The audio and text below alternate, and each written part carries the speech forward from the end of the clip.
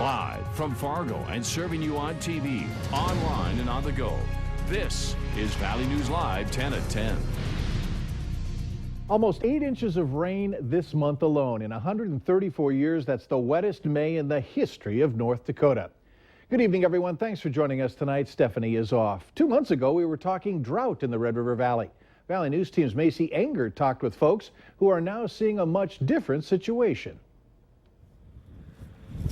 Kevin Hoffman is digging trenches. It's been too wet. It's all to keep his garden growing. I always said I'm more than willing to travel 50 miles just to have a garden. But with the rain, his plot at Younger Farms Community Garden might have to be replanted. Mainly my corn. Hoffman's gone as far as rigging a system to drain his plot. 300 feet of holes. He says he thinks he's drained about 500 gallons. It dries out a little bit quicker. It was getting dry and the soil was getting really dry. It started raining. People were happy, but rain didn't stop. In the span of 3 months, the valley has gone from drought to the possibility of flooding. Wow is the perfect word to explain what happened in May. Only a few steps into this garden, and you better hope you wore your rain boots. But all this water is part of the problem. Gardeners can't even get into their gardens. I think from this point on, the dryness is going to be what's desired. Some warm weather, wind. Hoffman already has that mindset.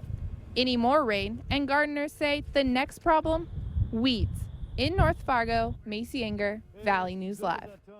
Looking at the bigger picture, the most recent North Dakota crop report, which came out a couple of days ago, points to sugar beet producers in the Northern Valley that may have to replant a portion of their crops due to either frost or flooding. Speaking of rain, this weekend could determine if Elm Street North is closed. The Red River is forecasted to hit minor flood level at 20 feet on Monday. So let's check in with Robert to find out first and foremost if there's any rain tonight. Robert? No rain tonight. What we'll have to be dealing with is some very cold conditions for this time of year. In fact, some frost is possible across much of the region. Let's take a look at some of the numbers that we've seen in terms of especially the rain. This month, 7.85 inches. Now you subtract that from the 10.10 we've received this year, 2¼ inches, January, February, March, and April combined. We've more than tripled that amount just this month alone. Certainly has been very wet, as you saw there in that story. Already down into the 30s up in Langdon, 40s in much of the region elsewhere. And it's just going to get colder. Skies are clearing out there. Clouds are going away. Any rain that we did have, that's well off towards the east. Frost advisory in effect for much of the region, especially off towards the north and west. That's the best, most likely area for some frost, but even outside of that area, even here in the Fargo-Moorhead area, we could see some patchy frost, so protect those plants that you have planted out there. And we'll have more later on what's coming up for the weekend. Absolutely. Yep. Thanks, Robert. North Dakota's Attorney General is asking a federal judge to reconsider his order to halt construction of the Oxbow-Hickson-Baki ring dike. It was 2 weeks ago a U.S. District Judge issued a temporary injunction that stops the project until the Minnesota DNR completes a review. KFGO News is reporting that Wayne Stenjum says North Dakota should not be deprived of the right to determine the appropriate balance of protection for its citizens and the environment, and that the state should be given the opportunity to exercise its own sovereign choices. A Battle Lake, Minnesota man is suing the city of Fergus Falls and its police department for what he says missing the birth of his child. Dennis Froning is asking for more than $50,000 for embarrassment, extreme emotional trauma, and mental pain. Froning says he had to rush his wife to the hospital in Fergus Falls. On the way, he says he called the police to tell them of the situation. The suit claims that the highway halfway there, police pulled Froning over and put his wife in the ambulance. He says they locked him in the squad car in the hospital parking lot instead of joining his wife in the delivery room. The lawyer defending the city tells us that if the officers hadn't stepped in, there could have been tragic consequences because of Froning's frantic driving. The search continues tonight for 2 men who broke into a Grand Forks home, held a man and a woman at gunpoint, and robbed them. The suspects are described as a black male with a stocky, muscular build. The other is Hispanic, taller with a thin build. It happened at the Columbia Heights Trailer Park. That's where police say the suspects rushed into the home. It's Friday, and it's time to take a look at this week's Valley's Most Wanted. Amber Ray Jones is wanted for possession of drug paraphernalia. Call your local law enforcement if you have any information on Jones's whereabouts. And if you need help uncovering fraud or corruption in your community, call our whistleblower hotline. We'll do our best to get to the bottom of it. Call 701-237-6576 and leave your tip.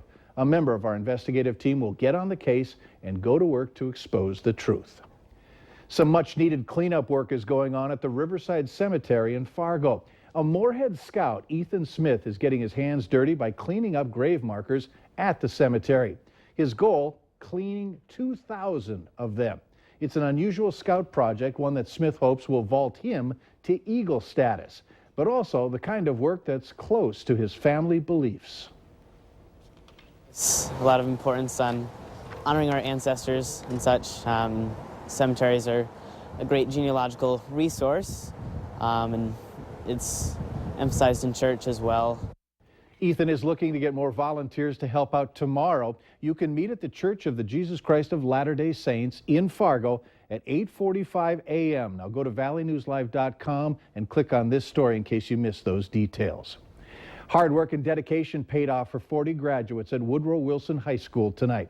Proud family members and friends filled the Agassi building to see the 40 students as they each walked across the stage in their caps and gowns to receive their diploma.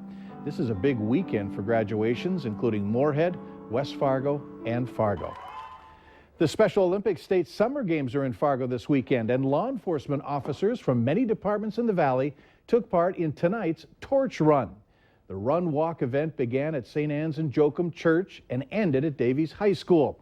Law enforcement greeted by the Special Olympic athletes, families, and coaches when they arrived at Davies. It is a lot of fun. It's a chance for us to get together as law enforcement, and there's some camaraderie in doing that. But once you get here with the Special Olympic athletes, they're so appreciative of our participation in this, and that just makes it worthwhile, and that's why we do it year after year.